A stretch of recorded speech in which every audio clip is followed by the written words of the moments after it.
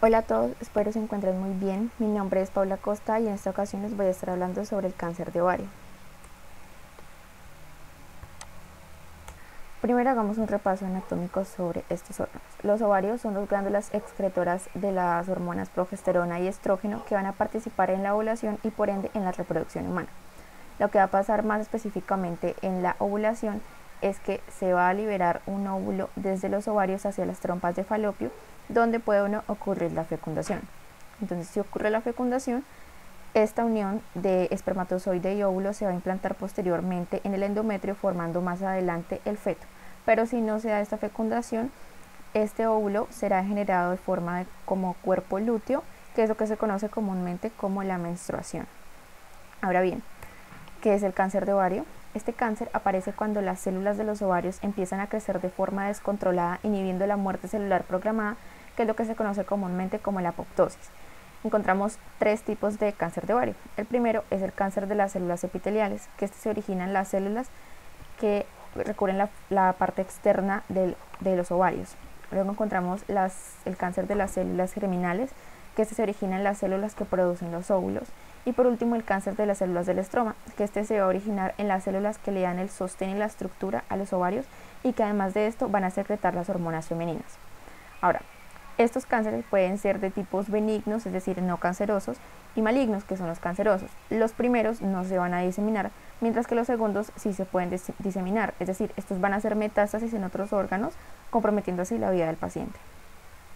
En cuanto al tipo de herencia y mutación, podríamos decir que el cáncer de ovario es ocasionado por la mutación, ya sea en el gen BRCA1 o BRCA2, que también se conocen con el nombre de Breast Cancer Type 1 or 2 Gene. Estos genes son supresores de tumores, además de reparar el ADN dañado y controlar la proliferación celular, manteniendo así la estabilidad genómica.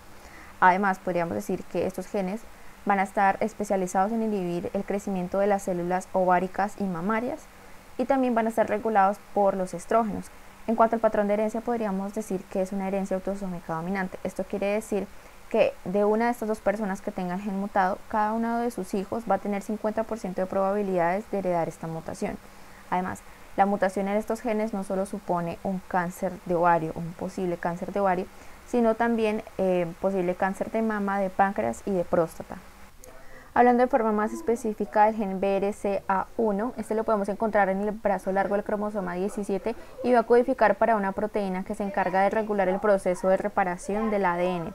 Esta proteína va a participar en las fases S y G2 del ciclo celular.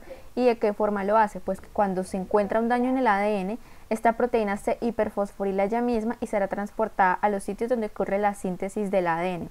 Allí va a activar otras proteínas y formará complejos con estas, que son la BRCA2 y la RAD51. Y estas proteínas, al igual que la BRCA1, tienen propiedades de reparación del ADN. De hecho, en un modelo murino se evidenció que una expresión normal de este gen puede llevar a la regulación de la proliferación celular, hablando más específicamente de células mamarias y ováricas. Sin embargo, si este gen se encuentra mutado de forma que no se expresen correctamente sus 10 últimos aminoácidos, esto hace que la proteína o el gen pierda su capacidad de inhibir tumores. En cuanto a este gen, también puede pasar un proceso o un fenómeno que se le va a llamar la pérdida de la heterocigosidad. ¿Y qué es la pérdida de la heterocigosidad? Entonces, para verlo, vamos a suponer que este gen de este cromosoma va a estar mutado, ¿sí? Esta B mayúscula, este gen va a estar mutado. Y aquí tenemos una copia de este cromosoma con el gen sin mutar. Entonces, la pérdida de la heterocigosidad es cuando se pierde esta copia de la expresión normal del gen, lo que conduce a que se pueda presentar una mayor posibilidad de presentar la enfermedad. Por último, hablaremos del BRCA2. Este gen se encuentra en el brazo largo del cromosoma 13 y, al igual que el anterior, este también va a participar en el proceso de la reparación del ADN. Este va a formar complejos con proteínas como la RAD51, el BRCA1 y la BART1. Y también se han descrito cerca de 450 mutaciones de origen incierto que se encuentran directamente relacionadas con este gen. Además, también se ha establecido una relación directa de la proteína BRCA2 con la proteína P53, a diferencia de que esta última se encuentra con mucha más frecuencia en todos los cánceres a nivel general, y hablamos de un 50% de esta proteína o este gen mutado en estos cánceres. Para terminar esta parte de la herencia es necesario resaltar que si una mujer nace con la mutación de este gen, no significa que automáticamente vaya a desarrollar la enfermedad del cáncer de ovario, solo significa que tiene una predisposición a desarrollarlo. Esto nos quiere decir que una mutación en uno de los alelos no es suficiente para desarrollar la enfermedad, sino que se necesitan de más factores como los ambientales u otras mutaciones. En cuanto a la etiología, podríamos decir que el cáncer de ovario se produce por mutaciones genéticas hereditarias o por mutaciones genéticas adquiridas. Entre las hereditarias vemos las mutaciones que ya les había mencionado anteriormente del gen BRCA1 o el gen BRCA2. Sin embargo, también se ha establecido una relación entre mutaciones de otros genes que causan enfermedades, y estas enfermedades, las llamadas enfermedades familiares, pueden estar asociadas directamente con un cáncer de ovario. Encontramos la mutación en el gen PTEN, que produce la enfermedad del síndrome de amartoma tumoral, y este también puede producir cáncer de ovario. La mutación en el gen STK11, que produce la enfermedad del síndrome de Peutz-Jeghers. El gen que se encuentra mutado en esta enfermedad, la MUTYH, que produce la enfermedad de poliposis asociada con MUTI, digámosle así a la abreviación. Y estas otras mutaciones en estos genes, como lo son el MLH1, MLH3, MSH2, MSH6, TGFBR2, PMS1 y PMS2, que están directamente relacionados con el cáncer colorectal hereditario sin poliposis. Aquí también podemos observar este cuadro, que me parece bastante importante en cuanto a las mutaciones genéticas adquiridas. Estas, como su nombre lo menciona, no son hereditarias y pueden estar directamente relacionadas con estos carcinógenos, aunque aún no se ha confirmado que todos estos carcinógenos tengan una relación directa con el cáncer de ovario.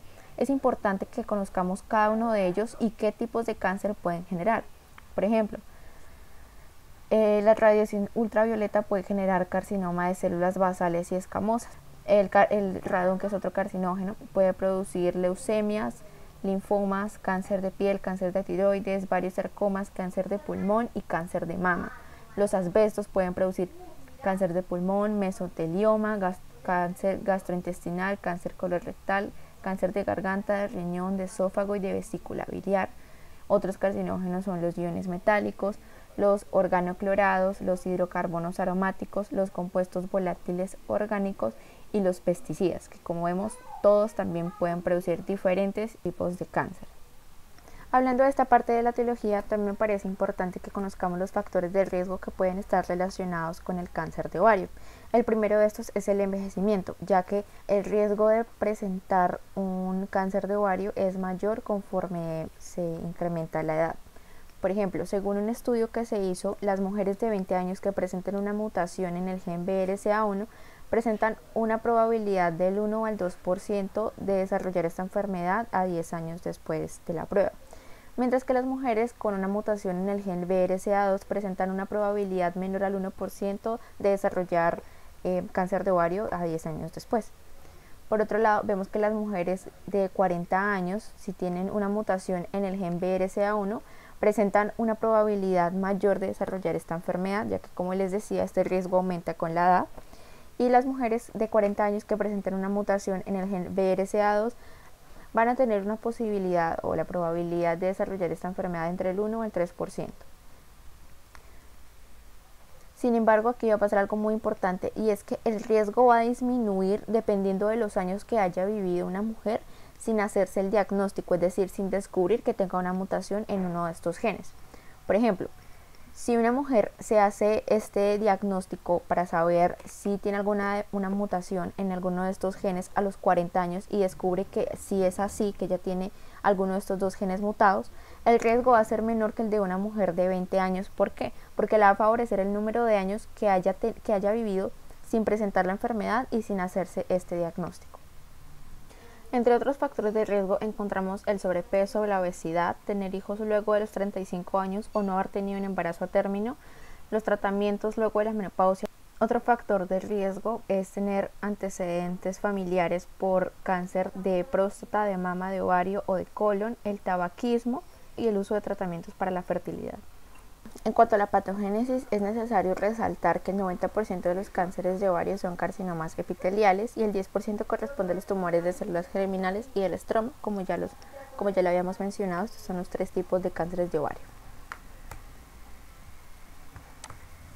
En primer lugar encontramos los tumores ováricos epiteliales. Estos se van a dividir en benigno, en maligno de bajo potencial y en maligno.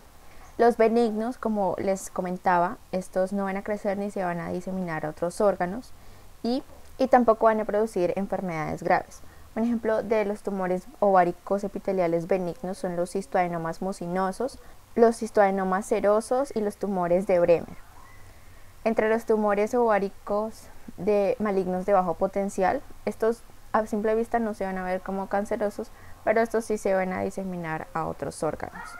Los malignos, estos corresponden, como le mencionaba, al aproximadamente 90 u 80% del total de los tumores ováricos, y estos sí van a crecer y se van a propagar rápidamente hacia los demás órganos y se van a clasificar según su tipo de células. Por ejemplo, pueden ser serosos, mucinosos, endometrioides o de células claras. Aquí también podemos hacer referencia al grado y a la etapa. ¿Qué es el grado de un tumor? Este va a describir la similitud que tiene con el tejido normal. Entonces, encontramos los tumores de grado 1, donde su tejido es muy similar al tejido normal, es decir, este va a tener un pronóstico bueno. El tumor de grado 3, que este no va a tener un pronóstico tan bueno porque su similitud con el tejido normal es muy poca, es muy escasa. Y los tumores de grado 2, que funciona como un intermedio entre los tumores de grado 1 y 3. Y la etapa sí, que es la que describe a qué órgano se ha diseminado el tumor. Estos tumores pueden diseminarse primero al revestimiento, a los órganos de la pelvis, a los pulmones, al hígado, al cerebro y en algunas ocasiones hacia los huesos.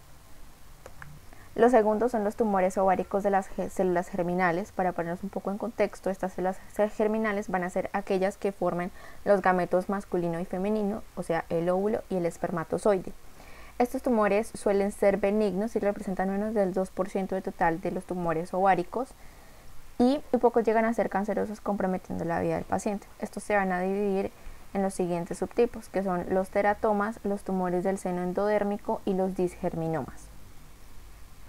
Los teratomas van a tener una similitud a cada una de las capas del embrión, es decir, al endodermo, al mesodermo y al ectodermo, y pueden ser de forma benigna, llamados teratomas maduros, o de forma cancerosa, llamados teratomas inmaduros. Los primeros, los teratomas maduros, serán los más frecuentes de los tumores de las células germinales y son muy frecuentes en mujeres en edad de procreación. Estos teratomas maduros suelen ser llamados quistes dermoides por su similitud con el tejido tegumentario. Entre los teratomas podríamos decir que estos tienen una similitud con cada una de las capas que forman el embrión, es decir, el endodermo, el mesodermo y el ectodermo, y pueden ser benignos o malignos. Los benignos van a recibir el nombre de teratoma maduro y los cancerosos o los malignos van a recibir el nombre de teratomas inmaduros. En cuanto a los teratomas maduros, podríamos decir que estos son los más frecuentes de los tumores de las células germinales y van a afectar principalmente a mujeres que estén en edad de procreación. Estos van a contener diversos tipos de tejidos, como lo son pelo, uñas o incluso huesos o dientes. Además, estos se pueden extirpar quirúrgicamente y también pueden recibir el nombre de quistes dermoides por su similitud con el tejido tegumentario. Entre los teratomas inmaduros podríamos decir que estos van a afectar principalmente a las niñas y adolescentes. También se pueden extirpar de forma quirúrgica. Sin embargo, es importante que se realicen también tratamientos de quimioterapia cuando estos tumores se han diseminado hacia los otros órganos. El último de los tumores de las células germinales va a ser el tumor del seno endodérmico, que este se va a presentar principalmente en las niñas o en las mujeres adolescentes. Y ese va a ser también llamado el tumor de la placenta. Este tumor, aunque se disemina rápidamente hacia otros órganos, por lo general tiene una respuesta muy buena hacia los tratamientos que combaten estos tipos de cáncer. Por otro lado, podemos apreciar los tumores ováricos estromales. Estos últimos representan menos del 1% de todos los tumores ováricos y la mitad de estos se presentan en mujeres de más de 50 años. Estos los vamos a dividir en 3 tipos, que son los tumores de células granulosas, los tumores de células teca granulosa y los tumores de células Sertoli-Leydig, que son los cancerosos de bajo grado. Además, una característica muy importante de estos tumores es que van a secretar hormonas masculinas, que lo que van a hacer es que se interrumpa la menstruación, es decir, se detenga del todo, y que también se dé un crecimiento mayor del vello facial y en general del vello del cuerpo. También encontramos los quistes ováricos, que estos pocas veces llegan a ser cancerosos, y estos básicamente corresponden a la acumulación de líquido en los ovarios. Entonces acá vemos la diferencia entre un ovario normal y un ovario poliquístico, que es un ovario con múltiples quistes. A continuación veremos este caso clínico de una paciente femenina de 18 años nuligesta que acude a consulta por dolor abdominal moderado fuerte con avance de 12 días y también presenta distensión abdominal. Niega otros síntomas como fiebre, dolor lumbar o antecedentes familiares o personales que puedan ser de relevancia clínica. Refiere menarquía a los 13 años y ciclos menstruales regulares con una ligera dismenorrea y fecha de última menstruación 8 semanas antes de presentar los síntomas. Entre el examen físico se pudo evidenciar una ligera palidez cutáneo-mucosa, los signos vitales estaban dentro de sus límites normales y la exploración abdominal pudo evidenciar una tumoración. El tacto vaginal estaba normal y el tacto rectal confirma una tumoración en la parte derecha de la pelvis. Esta tumoración iba desde la cicatriz umbilical hacia la parte del pubis y al tacto era sólida y lisa. Entre los exámenes paraclínicos se le hicieron las correspondientes pruebas de hematología completas y el funcionalismo hepático, renal y los electrolitos de la paciente estaban dentro de sus límites normales. Se hicieron otros exámenes como la ecografía, que evidenciaba una tumoración heterogénea sólida con porciones quísticas en el arexo derecho con un diámetro de aproximadamente 12 centímetros. También se evidenció una escasa cantidad de líquido libre en la cavidad abdominal y aunque no se pudo evidenciar el ovario derecho, el útero y el ovario izquierdo estaban normales. La tomografía abdominopélvica fue otro de los exámenes que se le hizo y evidenciaba una tumoración anexial de aproximadamente 13 centímetros de diámetro que contenía líquido, también había unas zonas sólidas y no había presencia de linfadenopatías retroperitoneales. La radiografía de tórax y los marcadores tumorales arrojaron los resultados normales, aunque había unas concentraciones algo elevadas de proteína 125 y la alfa-fetoproteína, siendo 590 unidades internacionales sobre mililitro y 1900 nanogramos sobre mililitro respectivamente. En cuanto al procedimiento que se llevó a cabo, se realizó una laparotomía exploratoria en la cual se extirpó una tumoración sólida redondeada de paredes lisas y con una cápsula rota en el anexo derecho. Esta tenía un tamaño de unos 15 centímetros de diámetro y también se pudo evidenciar unos 500 mililitros de líquido libre en la cavidad abdominal. Por otro lado, el útero, el epiplón, el apéndice cecal y el peritoneo parietal no evidenciaron metástasis. Sin embargo, la biopsia por congelación de la lesión evidenció un posible disgerminoma ovárico. A la paciente también se le realizaron otros procedimientos como son la citología del líquido peritoneal, una orosalpingectomía derecha, una linfadenectomía pélvica y paraórtica, una mentectomía parcial y una apendicectomía. En cuanto a la evaluación microscópica, se puede observar un tumor de paredes lisas de color parduzco con un tamaño de 15 por 10 por 12 centímetros, con un peso también de 2.990 gramos y que se evidenciaba la cápsula rota. Además, como podemos ver en la imagen, también se pueden encontrar algunas áreas quísticas y una evidencia de hemorragia y de necrosis. En cuanto a la evaluación microscópica, se pudo determinar que el 50% del tumor presentaba unos agregados celulares relativamente uniformes con núcleos hipercromáticos y con linfocitos del estroma del tejido conectivo, por lo que se pudo hacer compatible con un disgerminoma. También se evidenció que el 30% de este tumor era un teratoma inmaduro, ya que presentaba tejidos del endo, del meso y del ectodermo. Y se puede evidenciar también que era un carcinoma embrionario, ya que presentaba estructuras y glándulas con atipias. A pesar de esto, no hubo evidencia del tumor en las trompas de falopio derecha, en los ganglios pélvico-paraórticos, en el epiplón o en el apéndice cecal, y tampoco hubo evidencia de células malignas en el lavado peritoneal.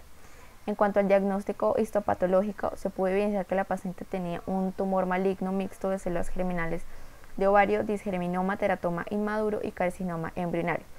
En cuanto al seguimiento de la paciente, esta fue hospitalizada por 5 días y fue referida a consulta de oncología. También fue sometida a tratamiento quimioterapéutico con cisplatino, etopósido y bleomicina. Además, 18 meses después de la cirugía no hubo recurrencia de este tumor. Y eso es todo. Gracias.